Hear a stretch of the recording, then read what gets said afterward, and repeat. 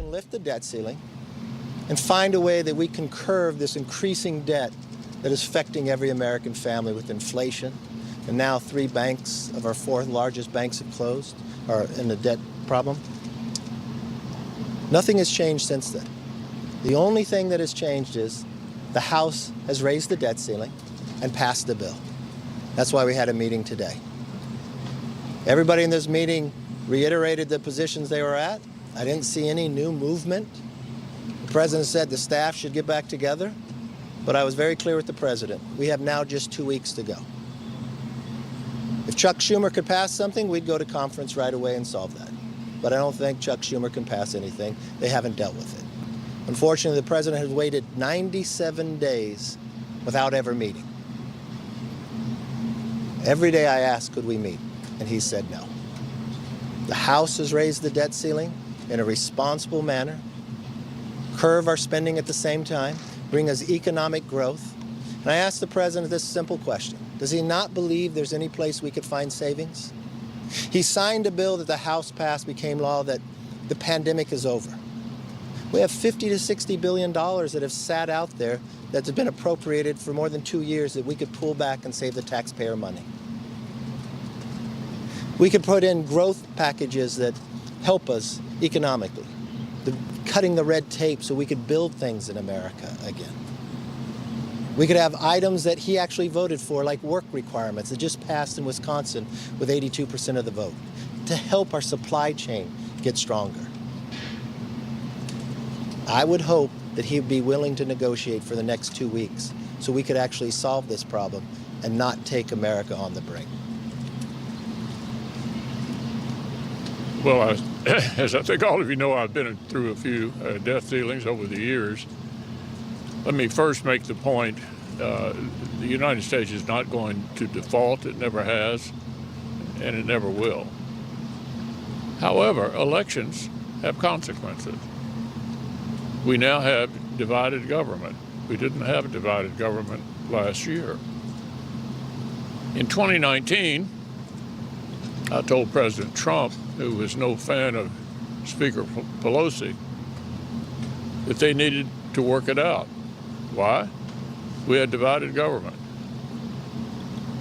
The solution to this problem lies with 2 people: the President of the United States, who can sign a bill and deliver the members of his party to vote for it, and the Speaker of the House. There is no sentiment in the Senate, certainly not 60 votes, for a clean debt ceiling. So there must be an agreement, and the sooner the President and the Speaker can reach an agreement, the sooner we can solve the problem. Mr. Speaker? Yes. Did the President tell you that there were any spending cuts that he would be open to? Well, I asked him numerous times, are there some places we could find savings? He wouldn't give me any, so I'm hopeful that we'll be able to find them. You can't spend more money, which his budget does, than the pandemic. They added $6 trillion when they're in the majority, and what happened? We got inflation. We hurt every family in America. I think the best thing we could do is find places that we can eliminate waste, find places that we can grow this economy, and that's exactly what the House bill does. Look, I would have loved to have spent from February 1st on working together and negotiating something. Unfortunately, he would never meet with us. So I had to look for things that Democrats had agreed to before. Like, Senator Manchin believes that we should cap the growth going forward. So we would take the next 10 years and we would spend more each year, but only 1%. That would save us a lot of money. We'd find savings like COVID money, bringing it back. We'd find ways to grow the economy by making us energy independent, lowering the cost of energy, but at the same time changing the red tape on the permitting reform so we could build things again. I thought that was a common ground idea that we can all get together on. So we had made sure that we wouldn't go into default, so the House raised the debt limit and also had growth for the rest. Yes. Was there movement forward in this? Do you feel confident that June 1st deadline? I didn't see much difference in the statements from the president or from Chuck Schumer, for that fact. I mean, Chuck's whole idea before was to take us to the brink and someone's going to have to break, right? I don't want to play politics with this. I think this is too important. That's why 3 months ago I came to the president. Can't we find a way? I know we're both going to have to give and take.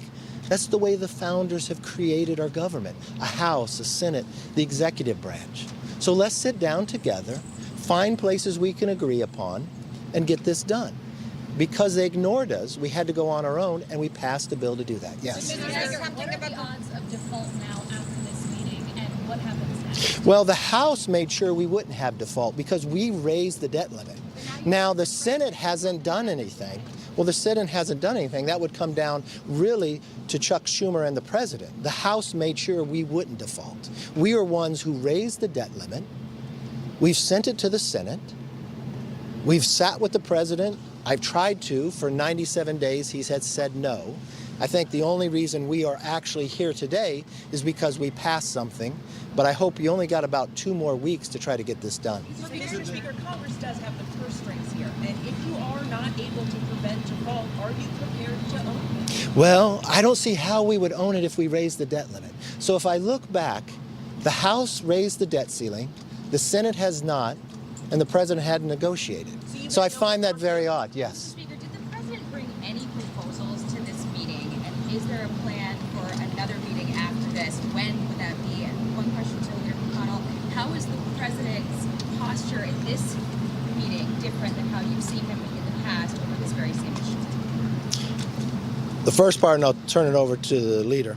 The staff will get together and we'll get back together the principals on Friday. Well, I can tell you how it was done in 2019 after I told President Trump